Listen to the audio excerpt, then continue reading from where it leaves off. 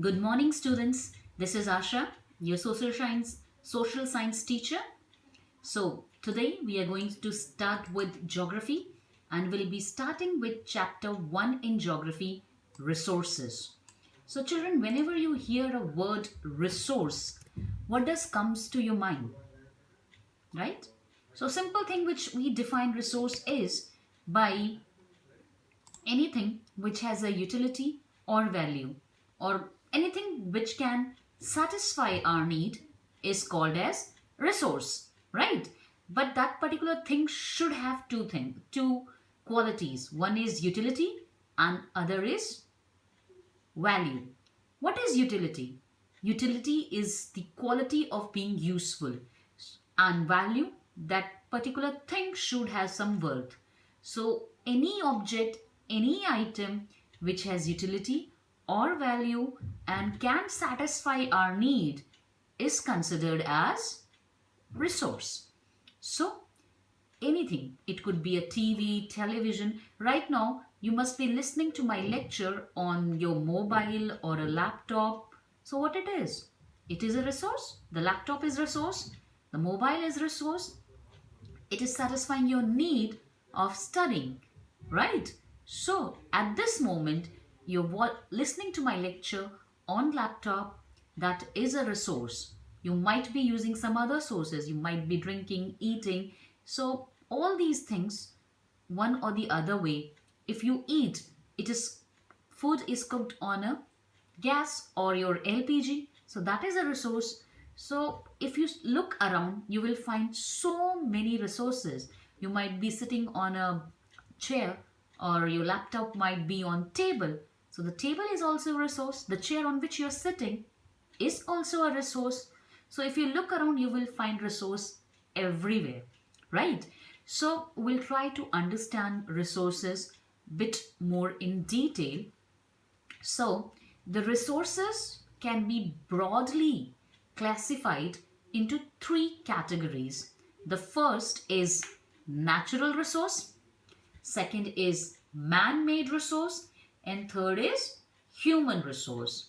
So man-made resource, I believe you all know, like the building, TV, fridge, all these things are made by we humans. So they are man-made resources. Human resource. Human being in itself is a very big resource, because we have land, we have water. The land becomes resource when farmer tills the land and grow crop. So things are available on earth, but man with its knowledge and skill make that particular object a resource. So the most important thing on earth is human resource, and with education, skill and technology, human resource can be developed further. So I hope you are clear with man-made and human resource, and we'll study human resource in bit more detail in later part of the chapter. Now let's focus on natural resource, right? So we'll study in detail natural resource. So these natural resources can be further classified into four categories. First is based on level of development, how much the particular resource is being developed.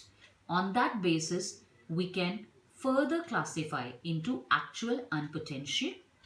Then, on the basis of origin, like it is made up of which kind of components, it could be biotic or abiotic, and based on stock or in how much quantity that particular resource is available on earth. On that basis, it can be classified into renewable and non-renewable. And the last, based on distribution, like where it is found, it can be further classified into ubiquitous and localized. Now one by one we'll study them. So first let's focus on based on natural resource based on level of development. We'll try to understand this, how on the basis of their level of development they can be classified, right? On the basis of level of development, we classify resources into actual and potential.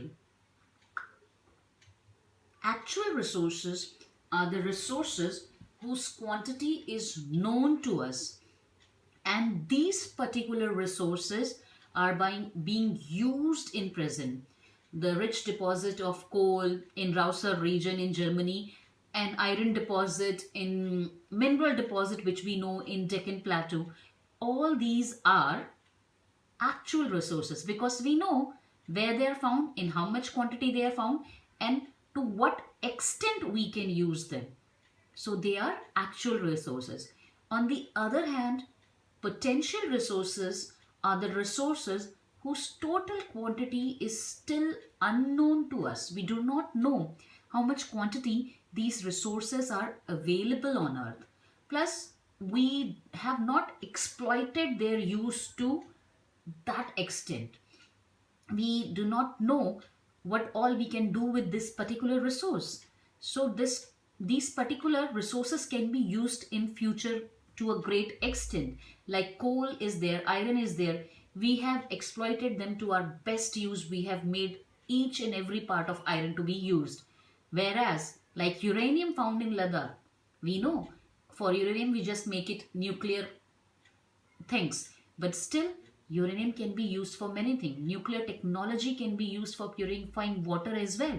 So this are in the process of development.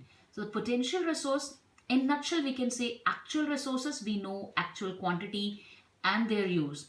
Potential resources we do not know their actual quantity, and they can be very useful in future. An example, you know, like uranium for potential, and actual we can say the coal deposit, right?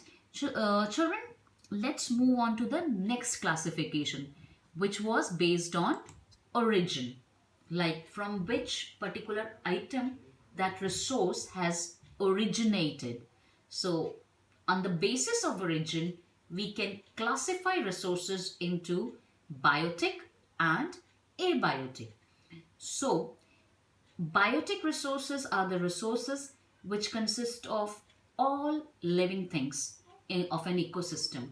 In your ecosystem, whatever living things are there, they are made up of them. Biotic factors depend on abiotic components. Yes, we need to remember this. Biotic things, if you go for example, it's plants and trees and animals.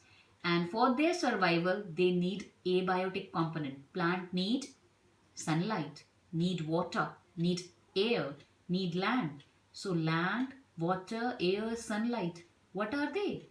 They are abiotic components. So abiotic is consist of all living, non-living livings on in ecosystem. Abiotic components do not depend on biotic. So you need to understand, abiotic you have sunlight, water and all these. They do not depend on biotic component, plant and animal. Whereas biotic component, plant, animal depend on abiotic for their food and other things, right? So for abiotic, we can understand by sunlight and temperature, right? These are the things which do not depend on biotic, whereas biotic depend on abiotic components. So hope this is clear for you all. Now we'll move on to the next category, which is based on stock. Stock means availability of particular item. So we classify them further into renewable resources and non-renewable resources. Renewable resources, these have capacity to generate. They can generate very quickly, and they are free gift of nature. And these are those resources which can be used again and again, like air and water. Air and water, they are the free source gift of nature, and air and water get regenerated himself and quick rate. Like water cycle, we get for water generated quickly. On the other hand, non-renewable resources, these cannot generate so quickly, and they are not free gifts, and they cannot be used again and again. Example, coal and natural gas, petroleum. These resources take millions of years to form, and once you use them, it does not get regenerated so quickly. Like water cycle, water get regenerated within a cycle period, whereas the cycle of regeneration of coal and petroleum is millions of years. And your air, water, they are available in plenty quantity, whereas non-renewable are available in less quantity. So I hope I have made clear renewable and non-renewable resources. So, children, let's wrap up and recap what we have studied today. We studied what exactly resources are. We studied types of resources, natural, man-made, human-made. And then we studied in detail natural resources based on development and use, based on origin, and based on stock.